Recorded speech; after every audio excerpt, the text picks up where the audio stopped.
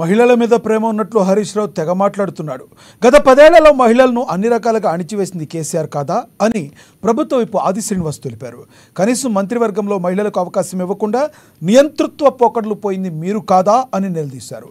దసరా పండుగకు మీరు ఇచ్చిన చీరలు పాత సామాన్లకు పంట చేలకు అడ్డం కట్టడానికి తప్ప కట్టుకోవడానికి ఉపయోగపడటం లేదని ఎద్దేవా చేశారు.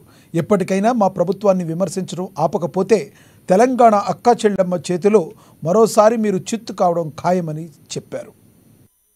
హరీష్ రావు గారు మీ ప్రభుత్వ హయాంలో మహిళల గురించి పట్టించుకొని మహిళలను అణిచివేసిన మీ కేసీఆర్ నాయకత్వం మీరు పనిచేసి ఈ రోజు మహిళల పట్ల అపారమైన ప్రేమను కురిపిస్తూ ఈ ప్రభుత్వం పైన విమర్శలు చేయడాన్ని మానుకోవాల్సిందని కోరుతా ఉన్నా. మీ ప్రభుత్వ హయాంలో మహిళలకు కనీసం మంత్రివర్గంలో కూడా స్థానం కల్పించలేని సందర్భం, మహిళా సంఘాలను నిర్వీర్యం చేసిన సందర్భం, అభయహస్తాన్ని ఎత్తివేసినటువంటి సందర్భం ఒక్కసారి గుర్తుకు తెచ్చుకోమని కోరుతున్నాం.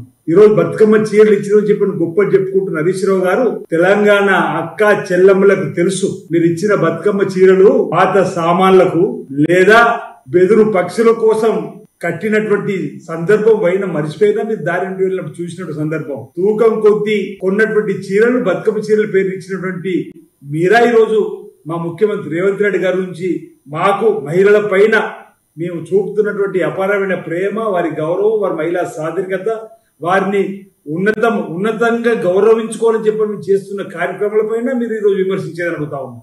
మా ముఖ్యమంత్రి పదవి బాధ్యత స్వీకరించిన తర్వాత ఇచ్చిన మాట ప్రకారం ఆర్టీసీ బస్సులో ఆడ తల్లులకు ఉచిత ప్రయాణం ఈరోజు చేపిస్తున్నాం. 200 యూనిట్లు